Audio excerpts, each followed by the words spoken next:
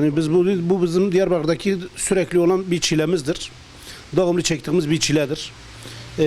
Diyarbakır'da şu anda özellikle Böğüsevler'de geceleyin saat 1'de elektrik kesiliyor. Saat 2 civarında falan 2-2,5 civarında elektrik geliyor. Ve biz bunu TEDAŞ'ı arayıp sorduğumuz zaman bize işte efendim çalışma var. Çalışmadan dolayıdır. Ama bu çalışma yaklaşık 10 gündür devam ediyor. Bu ne biçim bir çalışmaymışsa bitmiyor nedense. Bir de aynı zamanda sabahleyin saat 7.30-8'de 7.30 veya 8 civarları elektrik kesiliyor aynı şekilde. Tekrar o da 1 saat 1,5 saat sonra geliyor. Gün içerisinde ben evde olmadığım için sormamışım ne kadar kesildiğini bilemiyorum. Bağlarda ise zaten millet elektrik yüzü göremiyor. Zavali halk elektriğe hasret kalmış. 5 dakika elektrikleri varsa 1 saat yoktur. Ve bu sürekli kış aylarında bizim Diyarbakır'ın çilesidir. Sürekli bu şekilde devam ediyor. Yani buna sahip çıkan yoktur. Bir taraftan da elektrik tasarrufuna gidiliyor diye bazı söylentiler vardır. Bunu milletin yani çocukları okula gidiyor, işi oluyor, çamaşırı oluyor, bulaşığı oluyor. Bazı evler vardır ki elektrik görmediği zaman evin içi kapkaranlıktır. Bağlar kesiminde. Bu insanlar nasıl burada yaşamını sürdürecekler?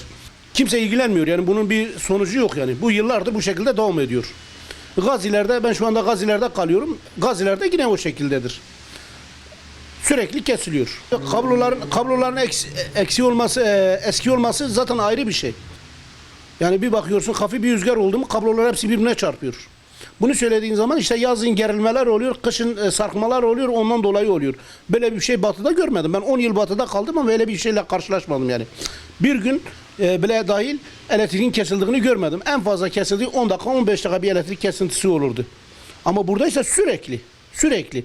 Yani bu da bunu gösteriyor ki bizim Doğu'nun kesinlikle yani daha doğrusu Diyarbakır'a elektrik konusunda sahip çıkan kimse yoktur.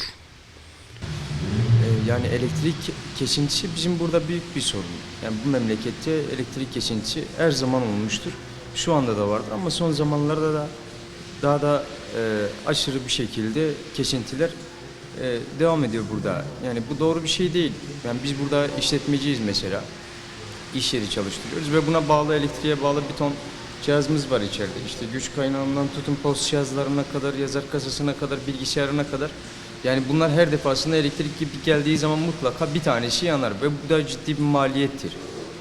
Şimdi kaçak diyorlar, millet kaçak kullanıyor diye kullananla kullanmayanı da bir tutuyorlar. Bu doğru bir şey değil yani.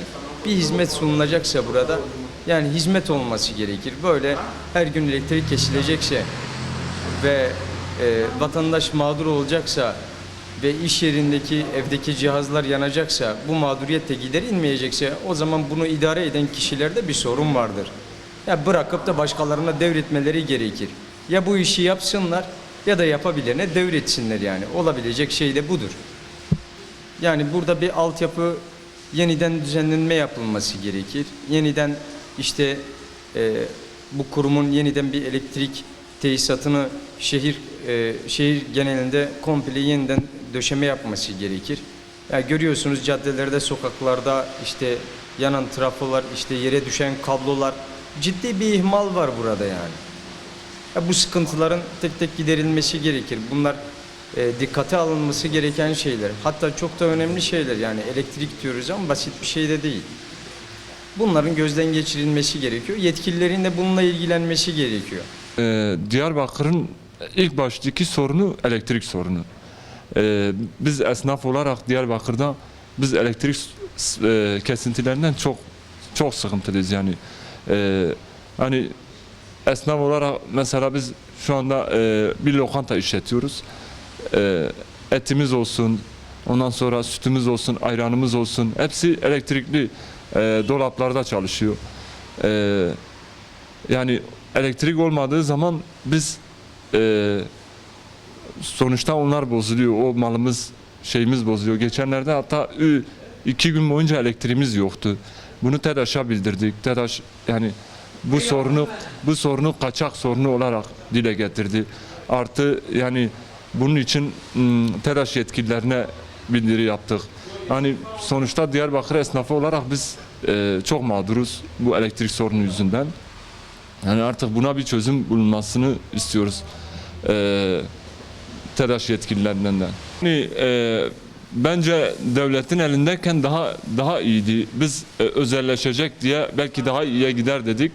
Ama özelleşti, daha da kötüye gitmeye başladı. Daha da kötüye gitmeye başladı. Yani bu kadar elektrik gitme sıkıntısı yoktu. Özelleştikten sonra daha da arttı bu elektrik gitme sorunu.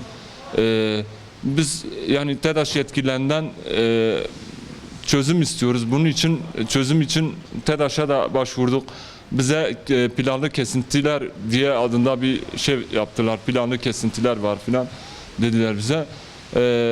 Biz de onun için yani bir şey yapamıyoruz. Mahkeme yoluyla olsun. Yani buradaki esnaflar aracıyla yani TEDAŞ'ı böyle devam ederse bu kış boyu biz yani hukuki yolla şeyimizi almak zorundayız. Buna bir çözüm istiyoruz. Diyarbakır'da yani bu Diyarbakır tek demeyelim de bu Güneydoğu illerinde yaşanılan büyük bir sorundur. Biz bu elektrik sıkıntısını bir an önce çözmelerini istiyoruz.